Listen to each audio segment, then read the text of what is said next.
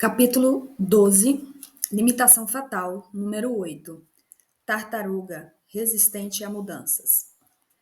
Duas mulheres e suas escolhas de vida. Conheço dois casais que fizeram escolhas diferentes para a vida. Um deles, Mike e Valerie Smith, criou três filhos inteligentes e com dotes artísticos. Minha esposa e eu nos aproximamos deles nos últimos anos, quando resolveram enfrentar novos desafios. Certo dia, Mike e Valerie decidiram abandonar suas carreiras consolidadas e se mudar para outro país com o objetivo de trabalhar em um programa de assistência humanitária. Eles conversaram com o restante da família e, apesar de várias dúvidas e incertezas que precisavam ser analisadas, finalmente decidiram encarar o desafio. A família encaixotou seus poucos pertences e se mudou para outro país, a 8.000 quilômetros de distância, com línguas e costumes diferentes. Mantivemos contato com eles porque ficamos muito interessados no trabalho que iriam realizar e nas pessoas com que iriam conviver. Quando os visitamos pela primeira vez, reparamos que Valerie nunca saía de casa. Notamos também que ela não dirigia, então só podia ir a algum lugar se Mike a levasse de carro. Sua vida estava centrada em sua família, o que é ótimo, desde que isso não prejudique outras áreas que precisam de atenção. Quando esse assunto veio à tona, ficou claro que Valerie se sentia muito à vontade, concentrando suas energias em casa. O problema era que Mike não tinha como realizar seu trabalho comunitário de forma eficiente sem que ela fosse mais participativa. As tarefas deles requeriam que Valerie tivesse um papel mais ativo. Quando falamos disso, percebia que ela oferecia resistência. Não é que Valerie não apoiasse a missão de Mike, nem que não amasse aquelas pessoas ou não compreendesse que precisava resolver, mas a comunidade. Na verdade, ela pretendia ter um trabalho como esse desde criança e já tinha estado com Mike em outros países. Tudo isso tinha uma origem, uma limitação pessoal. Valerie não gostava de mudanças. A ideia de conhecer pessoas novas, hospedá-la em casa e tentar puxar assunto com elas em outra língua era mais do que capaz de tolerar. Para ela, era mais fácil ficar em casa e dedicar-se a tornar uma cozinheira de mão cheia, o que Valerie de fato era. Mas isso não facilitava o trabalho de Mike, com o qual ela comprometera antes de deixar os Estados Unidos. A vida dele foi crescendo na nova comunidade à medida que eu conhecia gente nova, enquanto a de Valerie continuava restrita em torno da cozinha e dos filhos. Para nós, era claro que ela estava enfrentando dificuldades com a mudança e tinha medo de trocar as palavras na nova língua ou cometer alguma gafe cultural. Ela não era egoísta nem alienada e se preocupava genuinamente com as pessoas, mas tinha medo de errar e acabava achando melhor ficar em casa fazendo aquilo que sabia em vez de se aventurar em território desconhecido. Sua personalidade de tartaruga permeava várias áreas da sua vida. Valerie nem sequer tentou aprender a dirigir ou conhecer a região. Interagia apenas algumas pessoas da comunidade. Não convidava ninguém à sua casa e raramente saía. Entretanto, ela precisava fazer tudo isso, ou se quisesse participar da vida que havia escolhido juntos. Doug e Sandy. Um casamento é feito de amadurecimento e mudanças. Nossos outros amigos se casaram quando estavam na faculdade. Doug queria ser professor e Sandy também pretendia ensinar, mas só até os filhos nascerem. Ela fora criada em uma família pequena e unida, e Doug morava em uma cidadezinha até entrar na faculdade. Tinha sido feito um para o outro. Quando conversaram sobre o futuro, ambos desejavam a mesma coisa. Doug esperava ter um emprego que realizasse e Sandy queria filhos. Ambos pretendiam desfrutar a vida juntos e construir algo significativo. Quando Doug se formou, começou a fazer entrevista para vagas de professor, mas não encontrou nada próximo de onde morava. Como precisava trabalhar, começou a procurar outras oportunidades que lhe permitissem sustentar a família. Um amigo lhe ofereceu uma vaga na área de vendas, embora não tivesse experiência no ramo. Precisava do emprego e aceitou. Após o primeiro ano, Doug descobriu que tinha muito talento para esse tipo de trabalho. Ele gostava de lidar com os clientes e obteve ótimos resultados nas vendas. No ano seguinte, continuou indo bem e finalmente conseguiu tirar férias de verdade. A vida estava melhorando. Sandy se preocupava um pouco por o marido passar tanto tempo no trabalho, mas estava ocupada com as crianças. Ela fazia o melhor que podia e vivia falando com orgulho da mulher e dos filhos. Não havia dúvida de que se amavam muito. O sucesso trouxe novas oportunidades para Doug e Sandy. Ele era o melhor vendedor de uma empresa de médio porte e seu futuro parecia brilhante. Logo se foi oferecida uma promoção. Após conversar muito com Sandy, aceitou a oferta. Ambos sabiam que o novo cargo implicaria mais trabalho e algumas viagens, mas acreditava que conseguiria se adaptar. Também teria que mudar. Sandy não gostava da ideia, mas sabia que uma cidade pequena oferece poucas oportunidades. Com o passar dos anos, entretanto, as novas responsabilidades de Doug e as reações de Sandy começaram a conturbar a relação. Ela não sentia dificuldade de se adaptar à mudança. Ela sentia dificuldade de se adaptar às mudanças. A rotina de trabalho de Doug não tinha hora para acabar. Se tivesse, não atraria tanto assim. Em vários aspectos, ele estava superando. O mundo de Doug estava se expandindo enquanto de Sandy se estreitava. Ela estava envolvida com os filhos a ponto de não ter nenhuma outra atividade. Até a expressão de seu rosto revelava a insatisfação que sentia com a vida. Estava ganhando mais dinheiro do que jamais tinha imaginado. O que Sandy achava bom, mas ela não estava feliz.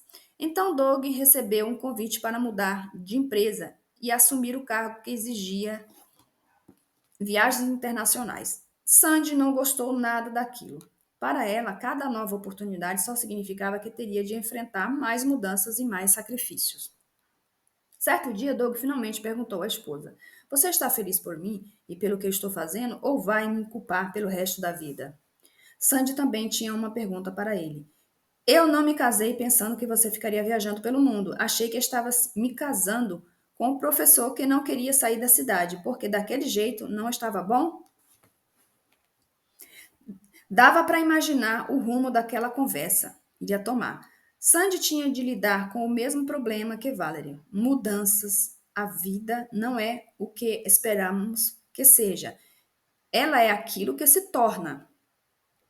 Parte das mudanças reflete as escolhas que fazemos, mas outra parte da nossa vida não passa de uma aventura que permanentemente se desenrola e precisamos optar por rejeitar ou por nos adaptar a ela à medida que apresenta. Gostemos ou não, cada um é afetado e influenciado pelos outros e pelo que acontece com eles. Isso resume grande parte do que é o casamento.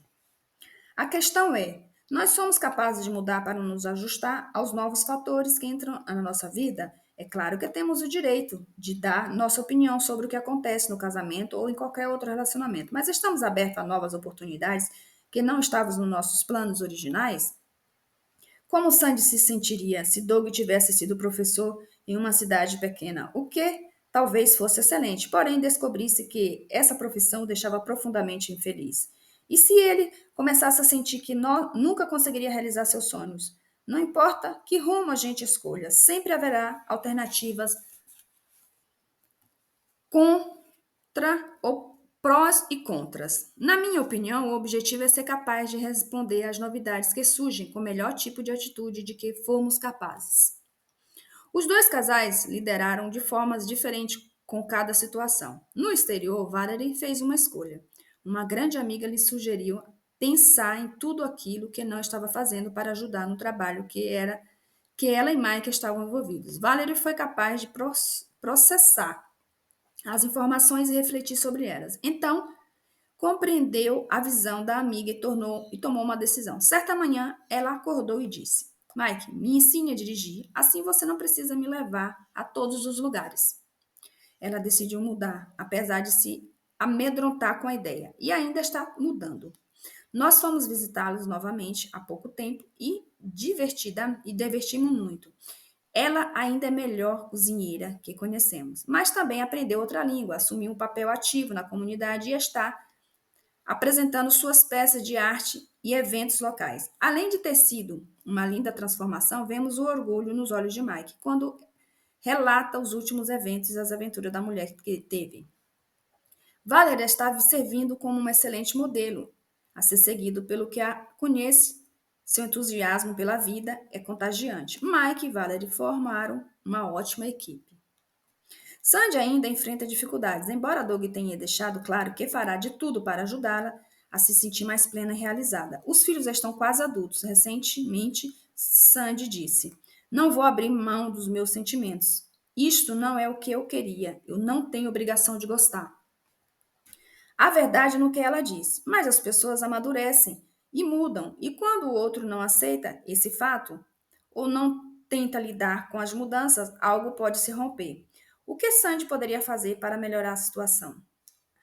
Uma ideia seria ajudar Doug a estabelecer limite para seus horários. Junto, eles poderiam definir os itens e os eventos considerados sagrados, dos quais nenhum dos dois pode abrir mão. Sandy também poderia acompanhá-lo em algumas viagens de negócios e assim passar mais tempo com ele, mesmo que não fosse o dia todo. Além disso, ela precisaria construir uma vida que a fizesse feliz. Pode ser algo simples, como dedicar mais tempo aos amigos, a realizar atividades significativas. A moral da história é que Sandy é responsável por seus atos, entre os quais o torna sua vida mais satisfatória. Grande parte do nosso esforço consiste em lidar com as próprias atitudes e fazer mudanças que deem um rumo mais claro para a sua vida, sobretudo quando os filhos começarem a sair de casa, saltando rumo ao sucesso. Se Dick Frosbury tivesse dado ouvidos a alguém, incluindo por vezes a si mesmo, nunca estaria sobre o sol quente da cidade do México no dia 20 de outubro de 1968, encarando a barra de salto em altura de 2,24 metros do chão. Tudo indica que, considerando-se todas as modalidades esportivas, Fosbury era um competidor menos atlético dos Jogos Olímpicos do México. Tinha físico mirrado, velocidade moderada e salto vertical modesto. A única vantagem era seu jeito ímpar de saltar. Um giro desajeitado de costa que a cada tentativa parecia prestes que ia quebrar o pescoço. Todos os outros atletas passavam a perna sobre a barra. O novo modo de saltar de Frosbury enfureceu o purista do esporte e horrorizou as mães de atletas adolescentes de todo o mundo. Quase todos aqueles ligados ao atletismo se ressentiam do sucesso de Frosbury. A quem vira como uma aberração cujo sucesso não passava de sorte. Todos os treinadores que orientavam tentaram convencê-lo de abandonar essa técnica estranha, que ia se encontro a tudo que sabia sobre esporte. Mesmo após ele vencer um campeonato nacional estudantil com o tal método, seu treinador no Oregon insistiu para que ele dominasse a técnica tradicional e Frosbury concordou. Nos treinos, porém, ele continuou fazendo experiência com os giros das costas. Quando estava na faculdade, o técnico decidiu filmar os fracassos de Frosbury na esperança de demonstrar por que seu método era inferior. Contudo, as imagens mostraram-nos passado sobre a barra colocada de 1,98, com folga de pelo menos 15 centímetros. Estava claro que não havia nada de errado com o giro. Por que o técnico não reconheceu antes a superioridade desse novo salto sobre a passada? Talvez porque suas próprias limitações o persuadisse de que isso não fazia sentido. Felizmente, ele acabou se convencendo. Assim, o fã-clube do novo salto passou a ter dobro de integrantes, o atleta e seu técnico. Então veio a estreia mundial do salto em giro, no dia 20 de outubro de 1968, com mais de 80 mil pessoas mudas de expectativas e um público mundial prendendo a respiração na frente da TV. Fosbury se balançou várias vezes para frente e para trás antes de correr em direção à barra. Quando o público respirou, Dick Fosbury era um somente medalhista olímpico, como também o novo recordista mundial do salto em altura. O salto Fosbury passou a fazer parte do vocabulário esportivo.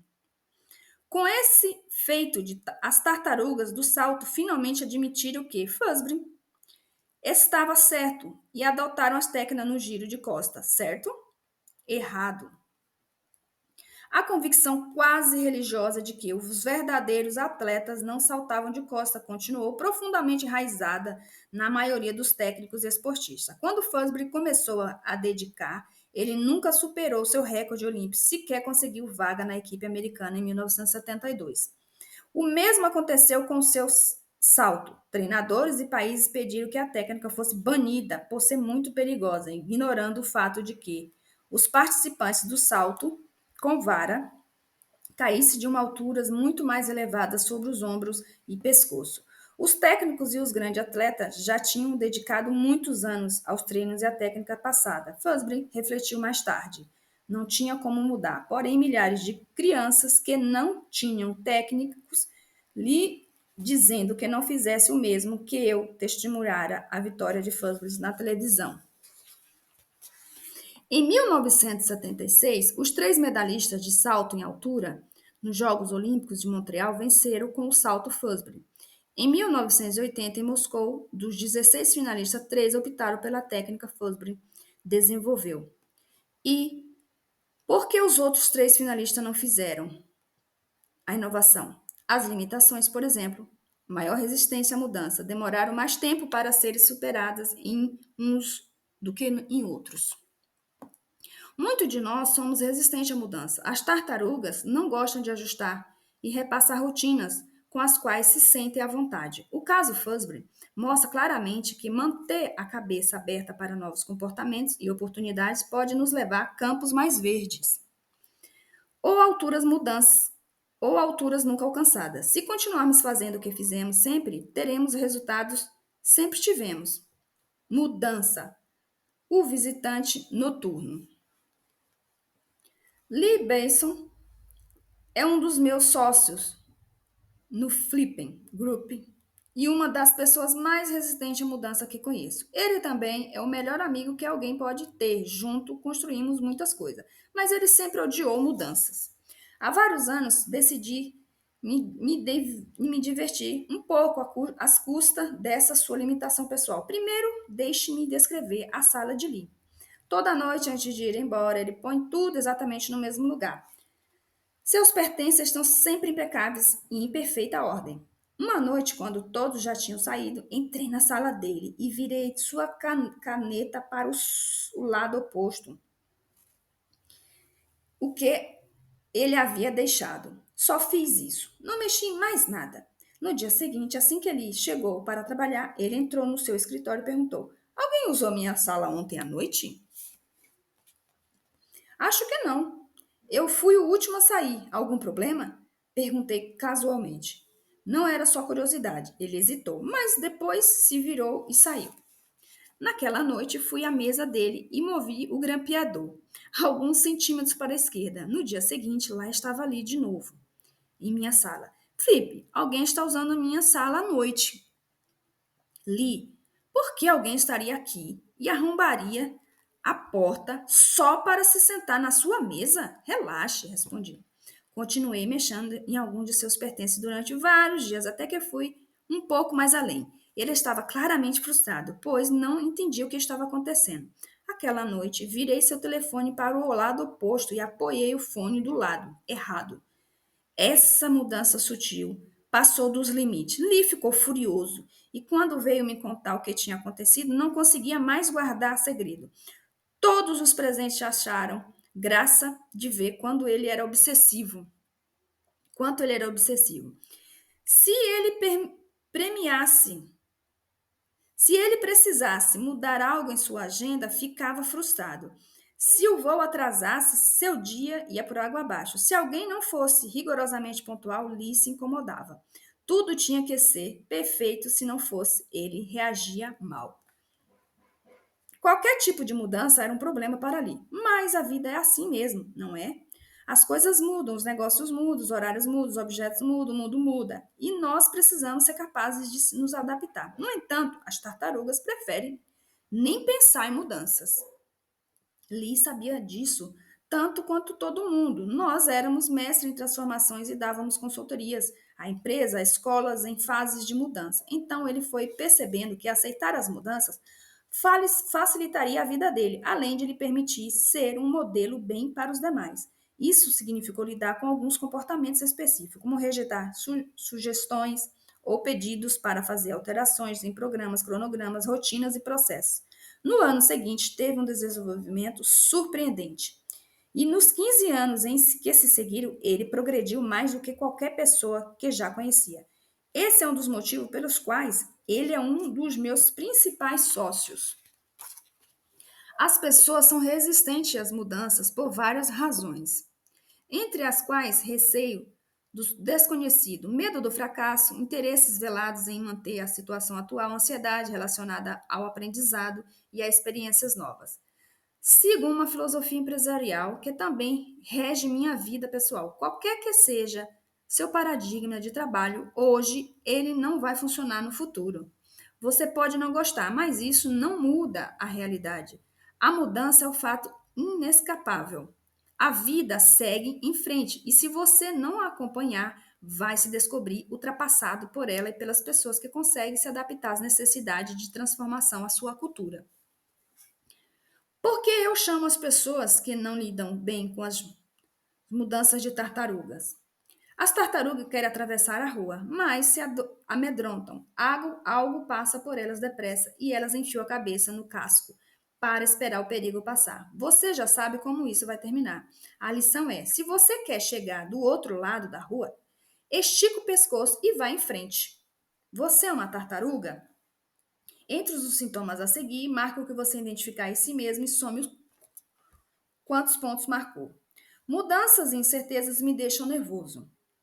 Eu me lembro de ocasiões em que resisti a algumas mudanças e depois concluí ser uma alternativa melhor. O caminho mais seguro é aquele testado e aprovado. Por quê? Correr riscos desnecessários.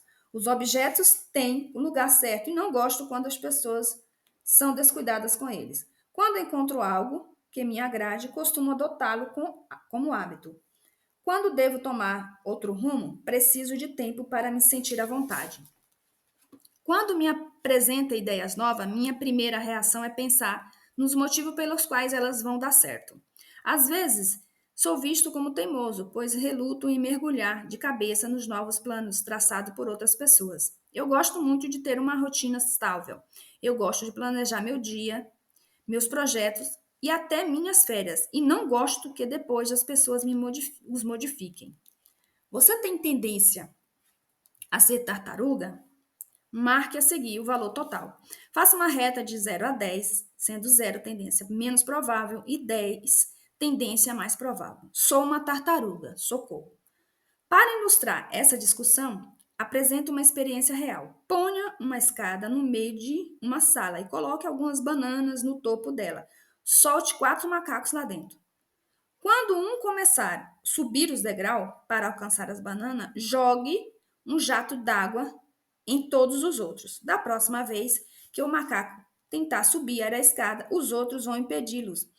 Com o tempo, nenhum deles voltará a tentar alcançar as bananas. Então, retire um dos macacos e introduza outro na sala. Em algum momento, ele terá que chegar até as frutas, mas os outros macacos irão agarrá-lo para impedir que suba a escada. Agora, substitua outro macaco. O novo também tentará alcançar as bananas e os demais irão impedi-lo. Até o macaco que nunca recebeu o jato d'água vai ajudar a segurar o animal destemido. O mais interessante é que, mesmo após substituir o último macaco e nenhum deles ter sido atingido com o jato de água, eles irão se aproximar da escada, sim, pelo simples fato de que aprenderam a se comportar assim. É triste constatar que esses animais são prisioneiros de suas percepções. Não estou chamando você de macaco, mas acho que a lição está clara. As bananas estão à sua espera, então vá em busca delas. Etapas de tração específica. Aqui estão algumas trações que você deve adotar para começar hoje mesmo a ganhar tração.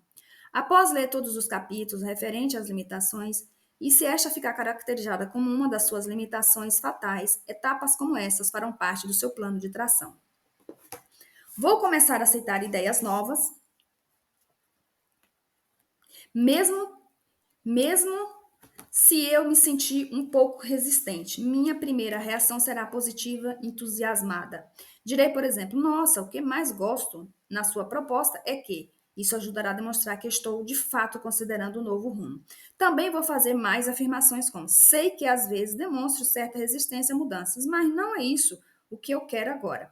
Minha única preocupação é que, se eu ainda me sentir resistente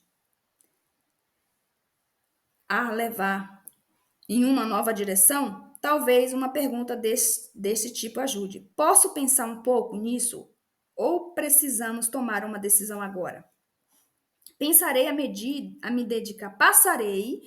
dedicar a atividades diferentes e dizer, vamos experimentar com mais frequência. Prefiro opções mais estáveis, testadas e aprovadas, mas talvez eu esteja perdendo uma opção melhor. Pense em um hábito ou uma rotina específica na qual se concentrar e então tentar fazer algo consideravelmente diferente. Peça a alguém de sua confiança que o ajude a elaborar uma ideia divertida para explorar. Vou ser mais propenso a adotar abordagens diferentes, justamente com aqueles que pensam de forma muito distinta de mim. Em geral, não gosto de explorar ideias pouco convencionais, mas algumas delas podem ser extremamente benéficas. Portanto, tentarei adotar as mais criativas em conjunto com as pessoas que costumam apresentá-las. Como lidar com uma tartaruga? Para lidar de forma eficiente com alguém assim, é sempre importante mostrar que admira a pessoa. Toda limitação, ainda que extrema, contém alguns aspectos positivos. Portanto, dê opiniões positivas também. Alguns pontos favoráveis que podem ser enfatizados: a tartaruga valoriza a continuidade e preza a estabilidade. Compreenda que a tartaruga tem necessidade de estabilidade. Então, se quiser que ela siga um novo rumo, inicie a conversa dizendo: não precisamos tomar uma decisão agora, mas quero lançar uma ideia para você pensar a respeito, mesmo que seja uma das poucas horas refletidas sobre uma possível reviravolta. Ela ficará mais receptiva. Se você estiver interagindo com uma tartaruga, mostre resistência a algo novo.